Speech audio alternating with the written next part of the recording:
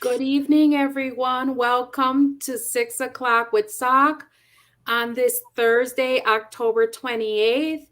And as you can see, I have a co-moderator with me. This is Ana Rodriguez, our program manager, and this is her first time moderating. And so we welcome her and want you to welcome her as well. Hello, Ana. Hi, thank you, Tammy, for having me today. I'm glad you're with us, and I'm glad we're gonna have more of the team sharing the moderating because I'm sure the community wants to see you all. Yes, that'd be amazing. We're gonna get started, folks. As you know, we used to be with you daily, and now we're weekly, and so we plan to do that till the end of the month. But let's give our Spanish-speaking neighbors an opportunity to connect with our interpretation line. Give me a second while I welcome them. Buenas tardes. Gracias por estar con nosotros hoy en 6 p.m. con SAC este jueves 28 de octubre. Si quieren acceso al programa en español, por favor llamen el número que aparece en la pantalla, que es 646-749-3122. Cuando le contestan su llamada, por favor comparten el código que también aparece en la pantalla, que es 779-328-221. Thank you for allowing us that opportunity to bring in our Spanish-speaking residents. When we do the form in English, we interpret or have it translated in Spanish. And then when we do it in Spanish, it is interpreted in English. This week, our theme is the work that we do around civic engagement and community development and leadership.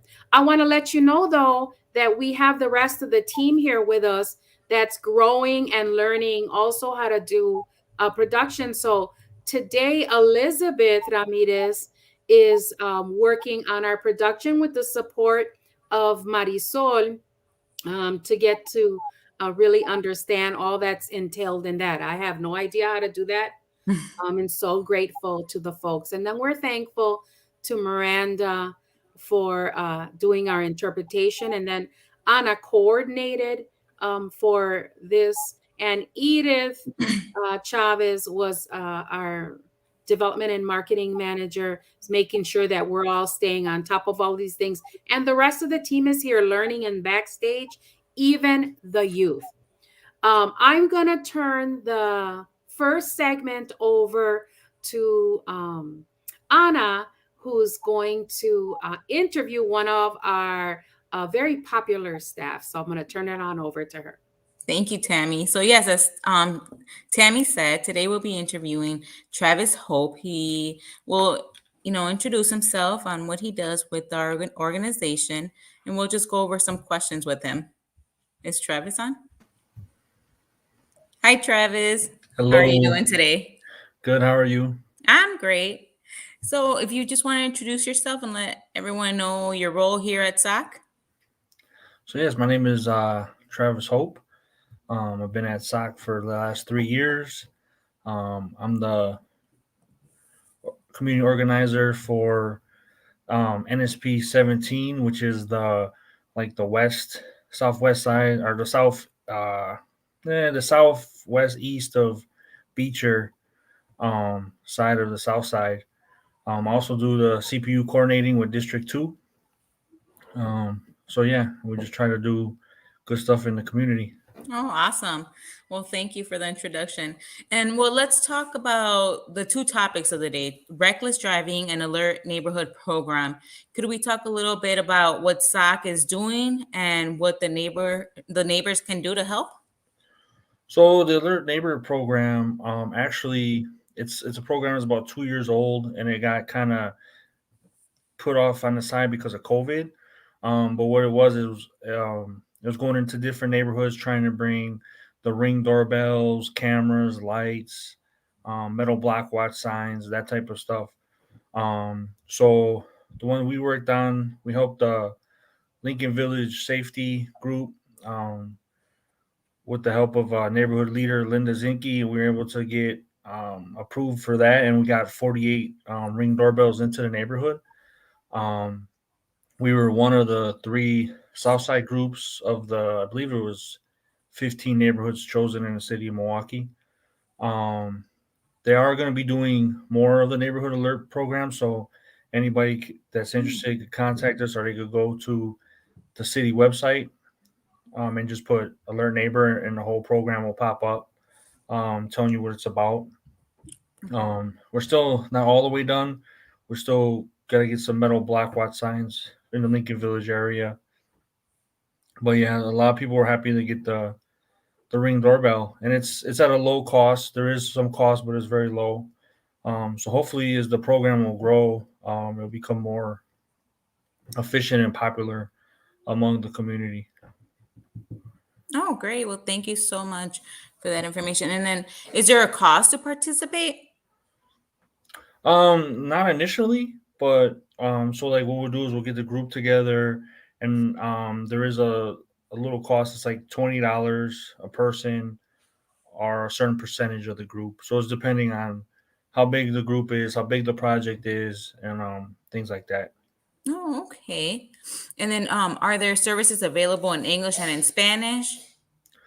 Yeah, most of it is uh, it, it's accessible in English and Spanish. Also, like I would like to say, is for the Lincoln Village Safety Group, we were able to get a private donor that paid for all of the 48 rings.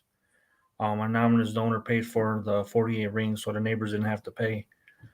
Because after COVID, this project started before COVID, and then Mhm. now we're still dealing with everything that's going on. Some people weren't able to afford it, so anonymous donor paid for the whole thing. So Oh, hopefully that's we great. we could keep finding sponsors in the future that would want to help. Right. And how can people contact you if they want to get involved or would like more information? They can just contact SOC, Southside Okay. Organizing Center. Is there a phone number? Yeah, but you probably know better than I would know it. There it So, is, yep. 414-672-8090. Thank you, Travis. Thank you so much for being Yeah. on with us today and for sharing this great information. We'll hand it over to Tammy.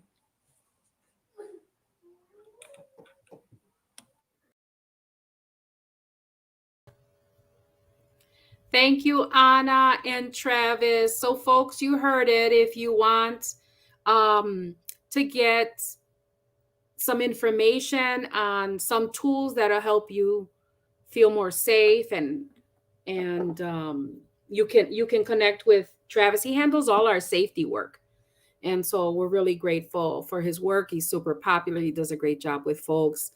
And then also we have a reckless driving um, program that Travis led as well. So I'm wondering, can we pull him back on?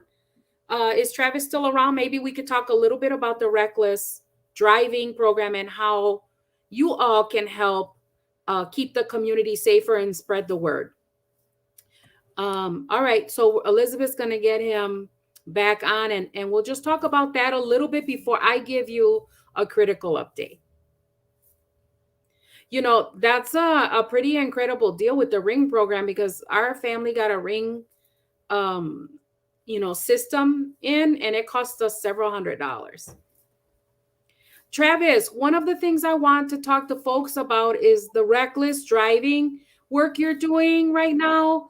And then also, we had that discussion because the community is having difficulty, like, breaking through on this problem, right? Of the reckless driving. So let's talk about the efforts that we're taking here at SOC, and then let's give some suggestions for folks on how they could help problem solve or attempt to reduce, this problem that we have. Yeah, so we applied for a reckless driving grant through the city, and we got it. So one of the things we did was we came up with a pledge, just to try and change people's thinking about reckless driving. Most people just blame young teenagers and whatnot, and it has to do a lot more with way deeper than that. So some of the things we came up with the pledge was that, they would talk to their family members and neighbors about being responsible car owners and drivers, just in general. Yeah. And we also wanted them to say that, reckless driving can kill their loved ones, including themselves, and it has a big impact not only on their own lives but other people's lives. And just that, we want them to secure their cars and then keep the keys away from non-underage drivers, is a big help too. Just those little things to secure your vehicle and it makes everybody safe. Um, so yeah, and then some of the other things that I wanted to talk about was we were handing out steering wheel locks clubs, because another problem is car thefts are through the roof this Yeah. year, and there's over 3,000 Kias and 3,000 Hyundai's alone have been stolen, and they're being used for other crimes. So not only reckless driving, but they're also committing robberies and other things with these vehicles. So if people can secure their cars, that will help a big cut down a lot of the cars they're getting access to. So we're giving out clubs, steering wheel locks. We're asking people to take the driving pledge. We have a little bit left, so we're still trying to get clubs out there. Also, Second District Police Station. If you go in there and tell them that you own a Kia or Hyundai, they can also give you a club.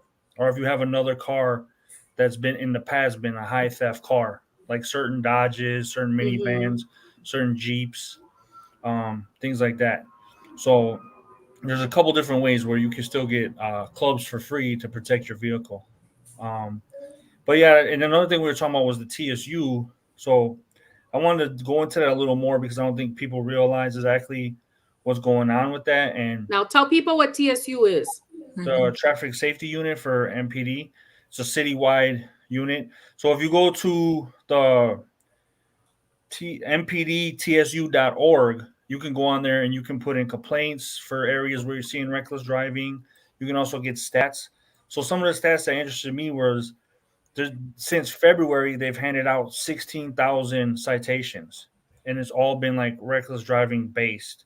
So 6,000 of those were for speeding just at 15 to 25 miles over the speed limit. Mm. So if it's a 25-mile speed limit, that means they're at 50, sometimes above. And then so they gave out 6,000 tickets just in what, 8 months. So just for that. Another thing was that all the deaths this year are up for reckless driving. The It's so causes, the sad. deaths are up.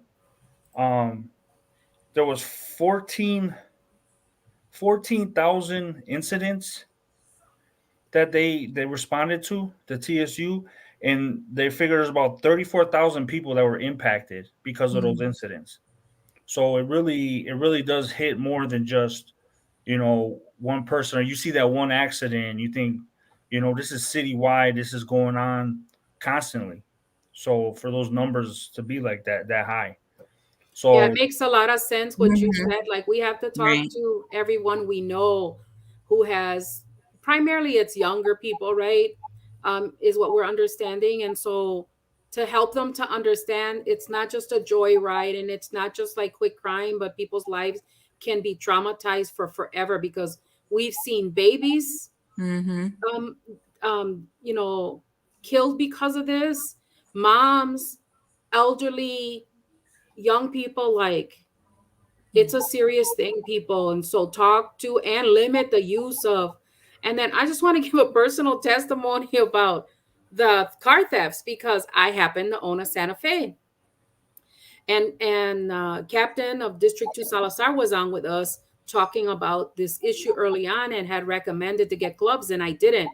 And if you don't, like, if you think your car's not going to be stolen, that's one thing. But let me tell you, it took weeks and a bunch of hours of my time and inconvenience to get my car repaired because they totally like just trash my steering wheel column and some other things, and the parts were not available.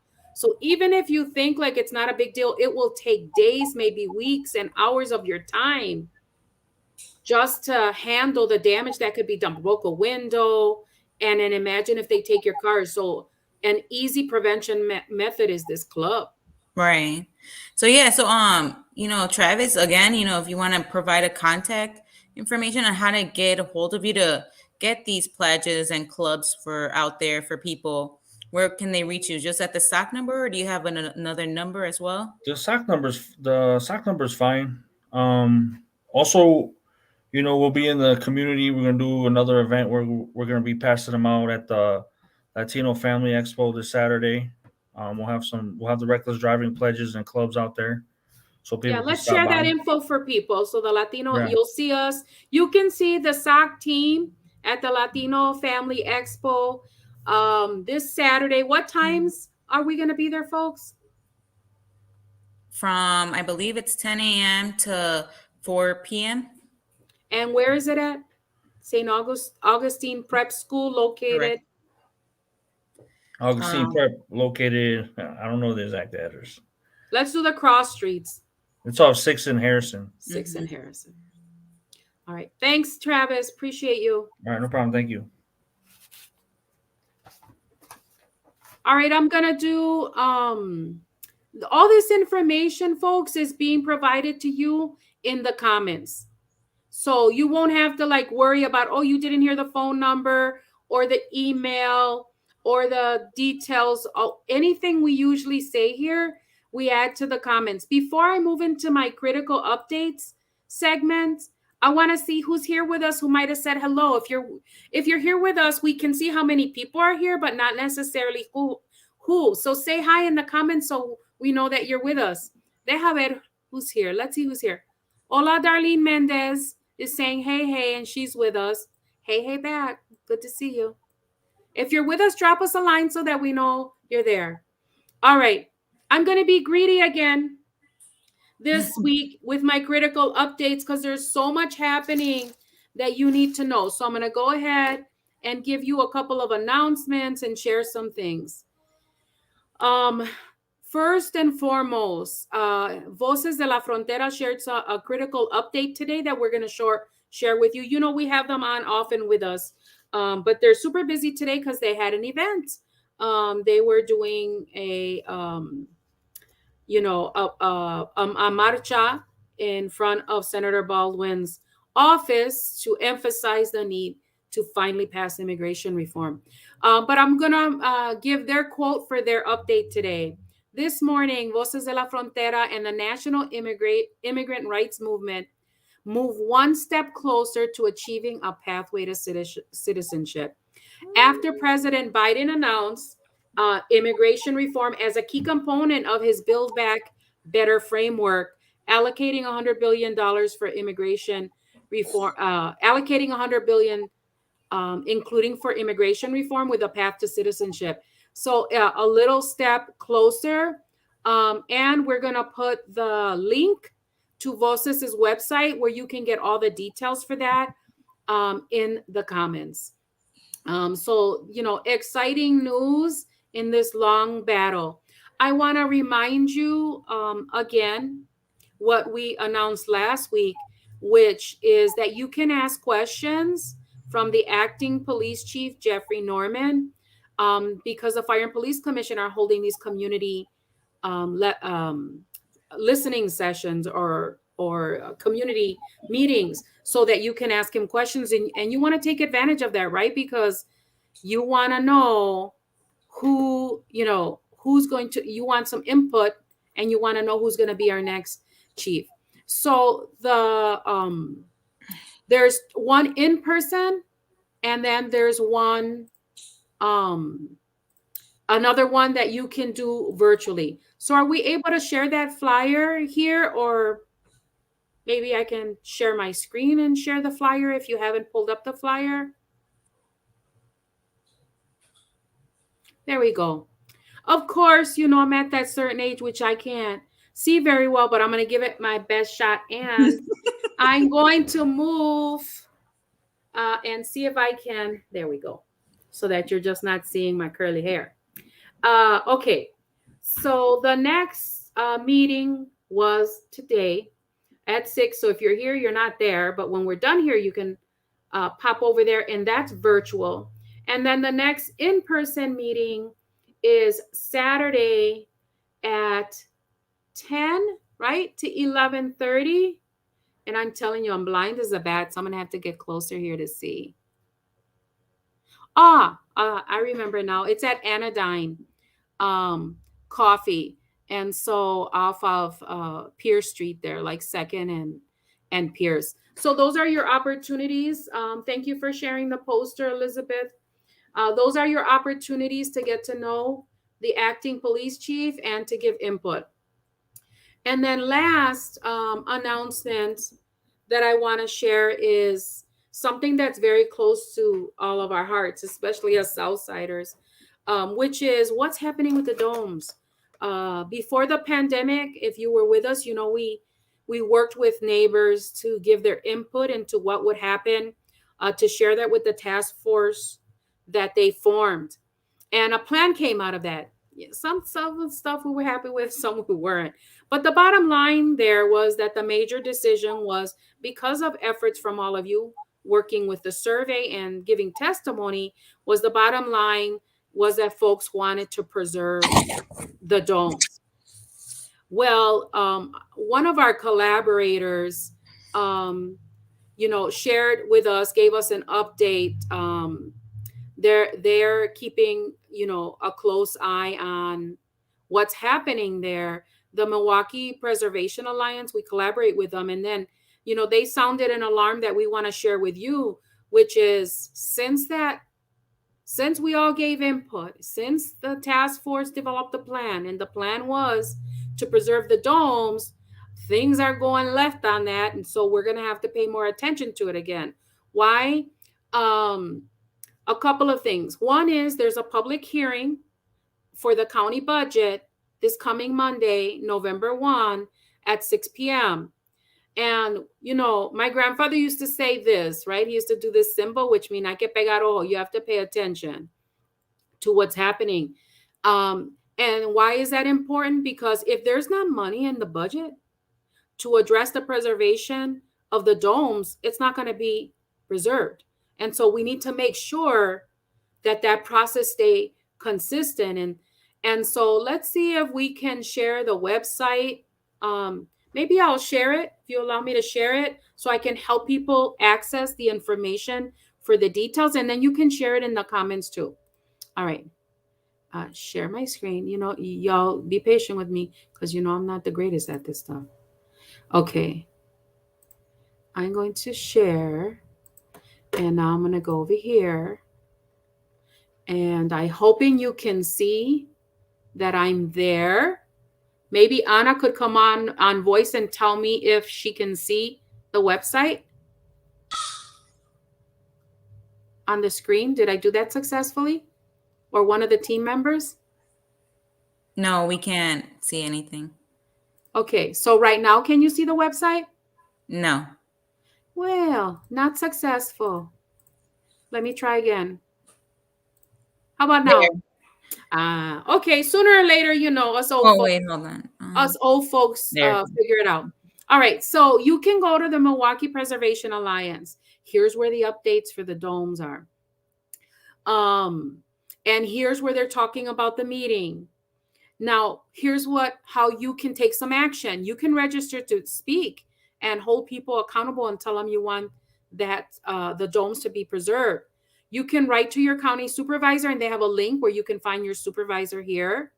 You can write a comment if you don't want to speak. Here's where you can leave your comments. They made it very easy for us. And make sure that other people who love the domes can, respond. What's the alarm? Apparently, because I don't know this firsthand, I heard it from the Milwaukee Preservation Alliance, but they're a very trusted partner and a subject matter expert in this area, that now they're, after the task force and the plan, they're moving into, another process that bypasses all that work we did. And it's bypassing getting community engagement. And so they're calling it here on the screen, and how they were explaining it to us, incremental decision making, which means other people are going to decide on the path forward, and it may be different than what we all were demanding it to be. So super important. Count that as an alarm, rung to protect the domes. I'm going to stop sharing. There we go. So we're going to put the link to the Preservation Alliance here for you all to access. And if the domes are important to you, send a note. Let your county supervisor know. Let the chair of the county supervisor, Chair Nicholson, know. And let's, I don't know Hawaii, otherwise we're going to lose a treasure.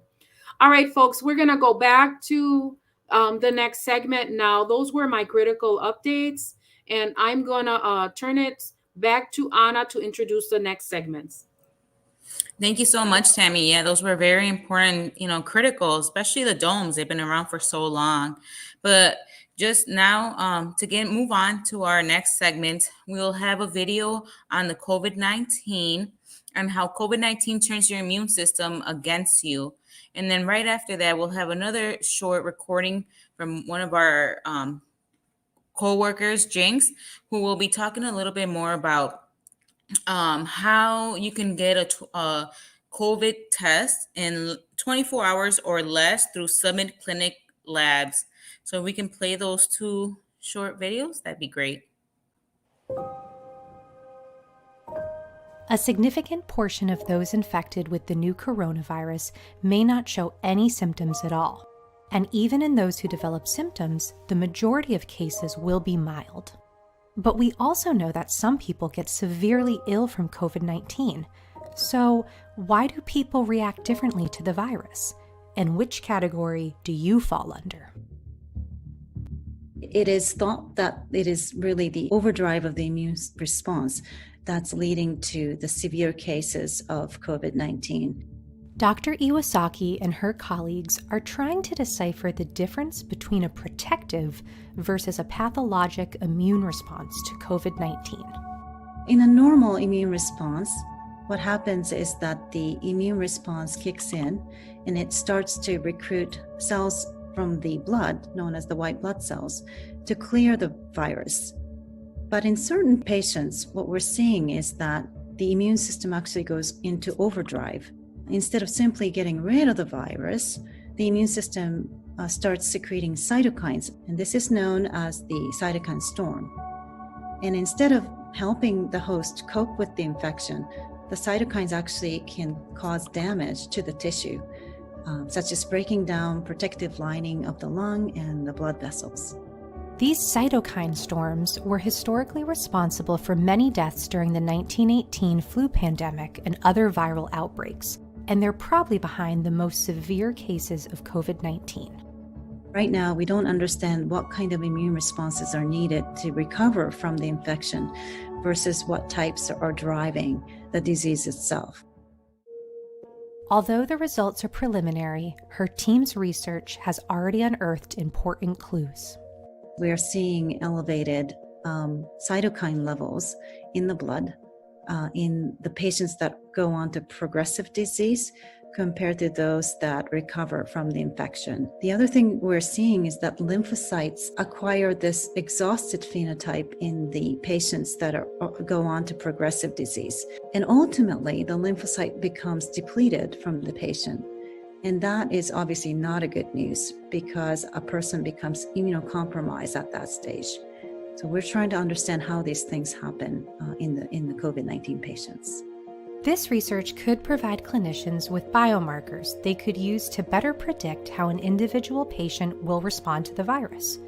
But that's not all. The other outcome we're hoping to also obtain are the insights that are needed for better therapy in patients that are suffering from severe disease. Ultimately, we want to understand what type of immune response we need to suppress so that the patients actually can recover from severe disease. Ongoing research is revealing more about this virus every day, but in the meantime, Dr. Iwasaki has some advice. Even though research is showing different aspects of the immune response to the virus, we still don't have a vaccine or therapeutics that can prevent the spread of the disease. So social distancing and also washing hands and really keeping a healthy lifestyle so that your immune system is as optimal as it can be. I know this is difficult for many people because they're under such stress from this COVID-19 outbreak, but it's really important to keep a self-care.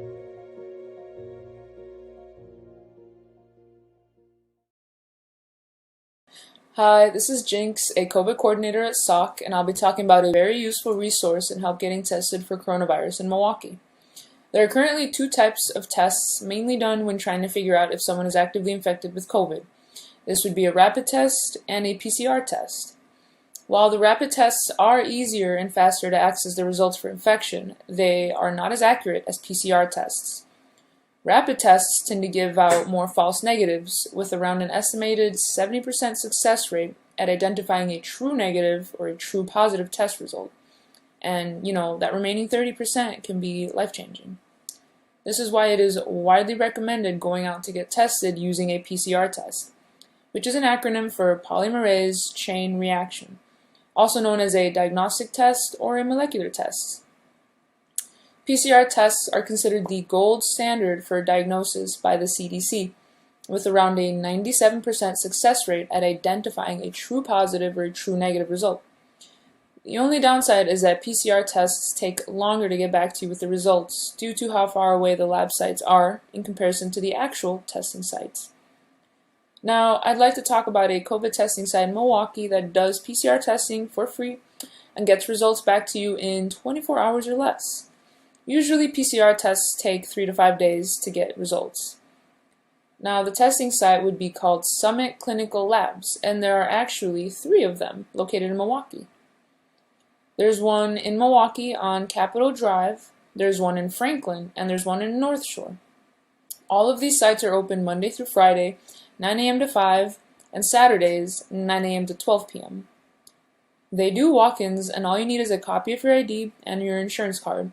State insurance is perfectly fine. They do testing for all ages, even newborns. Everyone getting tested must register in order for them to have contact email and info about yourself. Now, you don't have to pre-register with the Wisconsin Department of Health Services COVID Connect website, but it will make the process go by faster. You can check out their website at summitclinicallabs.com, or you can just Google Summit. That's SUMMIT, Clinical Labs, and their website would be the first one to pop up. From personal experience, pre-registering takes about 5 minutes at most, and it would just be me sitting in my car, filling out my info, putting in my email, and then checking my email for a QR code that they send, which when you walk in, that's what they'll ask to scan. Now, they'll do the nose swab tests, and after that, I'm out of there at around 5 minutes. I go home, and on an average day, I get my results back that same evening. Alright, well, I hope you found that information useful. Getting test results back with more accuracy is so important, and honestly, getting them back in a faster time frame is also key for many people. Thank you for listening. Again, this is Jinx, a COVID coordinator with the Southside Organizing Center, bringing you useful information about COVID-19. Have a good evening. Thank you, to production for those videos and Jinx for that short recording. It was very informative. And as you guys can see, if you guys need a quick, rapid test, there are sites available and we'll have those linked on our comments. As well, thank you to Irma for commenting and joining us today. And we'll be moving on to our next segment, which is civic. And we're going to be playing a little short video on how local government works in the United States, and mainly the Common Council.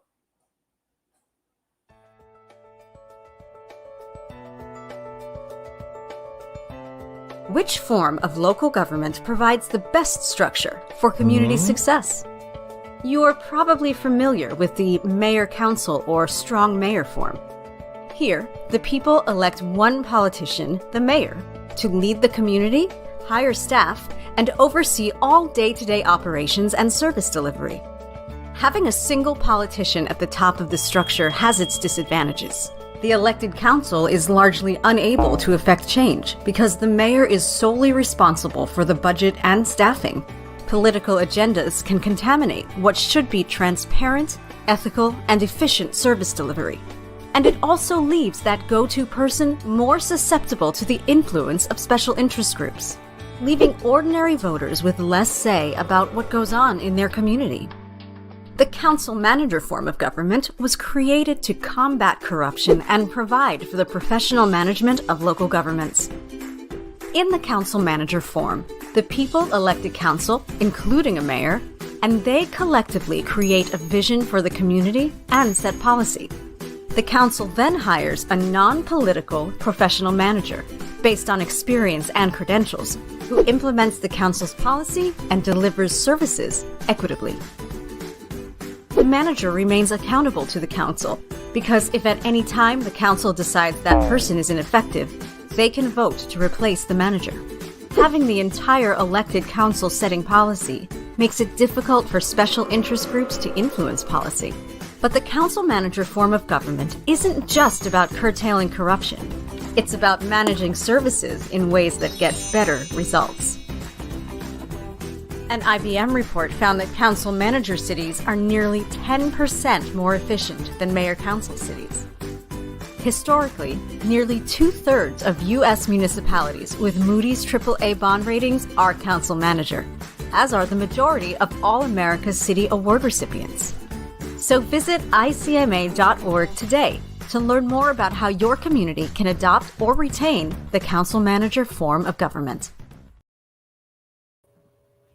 Thank you, Anna, for bringing us that educational piece. We always have to be learning, folks, about what our best practices and examining what we're doing. And so if you're not familiar with what the city does, is we do elect a mayor, which right now is Mayor Tom Barrett.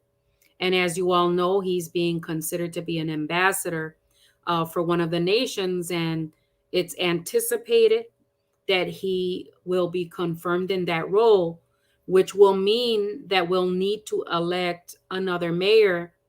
And that most likely will take place at the spring election in 2022. So the primary, I believe, is in February, and the general election is in April, March or April. In the meantime, the president of the Common Council, if the mayor leaves before his term is up, which is likely to happen, then the president of the Common Council, Chevy Johnson, will be the acting mayor, the interim mayor. Now, so we have a mayor that's elected by us, and we also have a Common Council. All the districts in our area, in the city, have representatives, and on the south side, on the east portion of our district, we have Alderman Jose Perez. On the west side of the district, we have Alderwoman Jocasta Samaripa. And then the other alders are a little bit of just a little bit of each of the districts, which includes Alderwoman Marina Dmitriyevich, I believe Borkowski, and I'm missing one if somebody can remind me. But they just have little. Marina has the southeast corner, and then there's a tidbit of I believe it's Spiker and Borkowski have just little tiny bits. Anyway, all the Common Council, they vote on the president of the Common Council.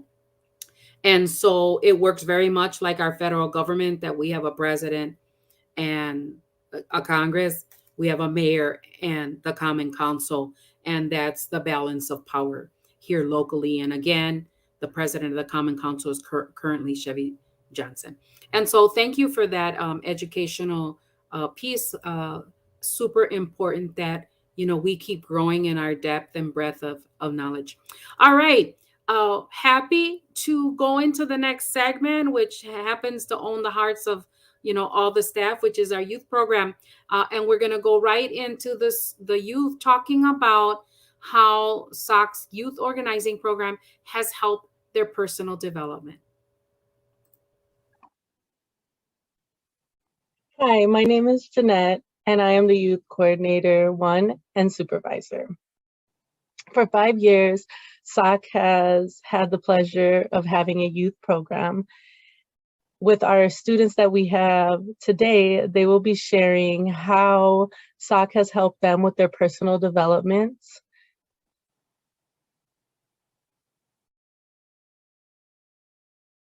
Hi, my name is Ariana, and I'm a youth organizer at SOC. I've been working at SOC for about 2 years now. While working at SOC, my skills in talking to people have gotten better.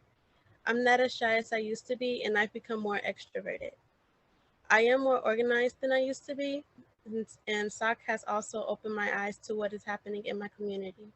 SOC is helpful in many ways and also has helped me personally. Thank you. My name is Isaiah, and I've been with SOC for 3 years. SOC has taught me how to be more organized with my stuff ever since the school year started. I've had all my supplies organized. They also taught me how to help people in need, even if they don't need help. This improved my character a lot in the past 3 years and really helped me take on challenges in high school. SOC taught me how to be somewhat vocal and reach out to community members. It taught me how to be self-sufficient and has encouraged me to do well in school. Currently an honor roll student with plans on continuing my education after high school. Guys, my name is Angel, and I've been a youth organizer with SOC for 3 years now.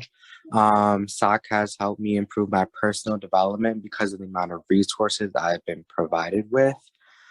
They have hosted many career developmental days in which many different people from various careers educated us about their field, giving us a gist of what it's like, supplying us with very insightful information. I've also acquired a plethora of skills and talents such as canvassing, phone banking, organizing skills, and social skills that will help me develop my career in the long run. SOC has also been very supportive of my dreams and goals, ensuring that when I am older, I will achieve really great things. Thank you. Hey, my name is Eberlyn. I work for Southside Organizing Center. I've been working with this organization for about a couple months now, and they provide a lot of support and resources for the community. Personally, SOC has allowed me to connect more with my community and has allowed me to provide resources for others. It's also helped me to be able to talk more with others and connect with them. Thank you. Hi, my name is Juan, and I'm youth organizer with the Southside Organizing Center. I've been with SOC for around a year and some months, and while working for SOC, I've developed better important personal life skills like time management, how to use professional language, and healthy working habits. Along with skills, they've also provided me with opportunities for growth like canvassing, resource fairs, and engagement with my community. Speaking of my community, SOC has also opened my eyes to the injustices and restrictions facing my community. Thank you.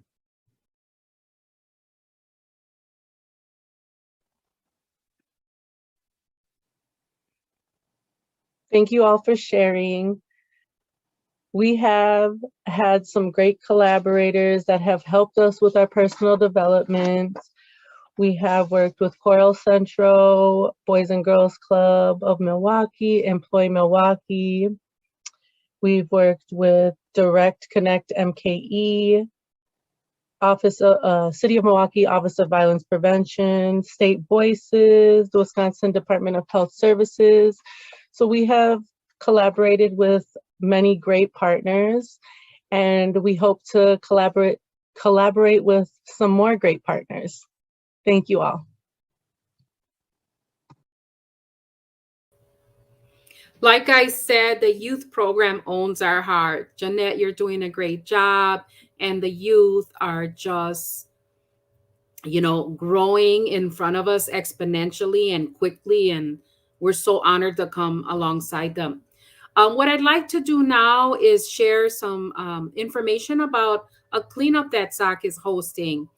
So if we can bring that flyer on the screen, I'll be happy to share that with folks. So Wednesday, November 3rd, from 5 to 6:30, you can join the staff team and leaders and volunteers in the community at Walker Square Park on 9th and Washington to help clean up the community. This is a time when the leaves have all fallen down, right? And we want to make sure that the sewer grates are cleaned up, and that, you know, that the park looks good for families, especially to use. If you want to get involved with that cleanup, you can contact our staff lead, Elizabeth Ramirez. And again, you can contact her at SOC 414-672-8090. And now that I say that, I hope you all realize that a day or two ago, our telephone system now requires us to share, to use area codes with phone numbers to call out. So again, 414-672-8090. And you can email SOC as well to get involved. What I'd like to do now is see if we have any other folks who said hello. And Irma has a new comment. Gracias, Irma. She said that she liked the information about COVID. It's very helpful to her to help others in COVID. Irma and Darlene, I want to share an invitation with you. If you'd like to get involved with us, we have a COVID-19 committee. We have several neighbor groups. We have a leadership institute. We'd love to have you with us. We have options to do that virtually as well. And all of our work is interpreted in English and Spanish. So we invite you to connect with us. Give us a call, send us an email so that you can get more involved. And what I'd like to ask from the folks who are with us today is, if any of the information that we shared with you today was inspiring or helpful, would you please do us the favor to fill out our survey? I'm going to share the survey promo with you, but it's super important that we get surveys every time we do the forum in order to continue the forum. And we're planning to do that from now to the end of the year. So please do that. And then I'm going to share the intro for the video, asking you to do that and say good night to you here. Please be safe. Has this live forum been informative and useful to you? What part of the forum could be improved or changed to make it better? Please take our quick survey that's located in our comments section so that we can get your feedback on how to keep this live forum going for residents. Thanks for tuning in.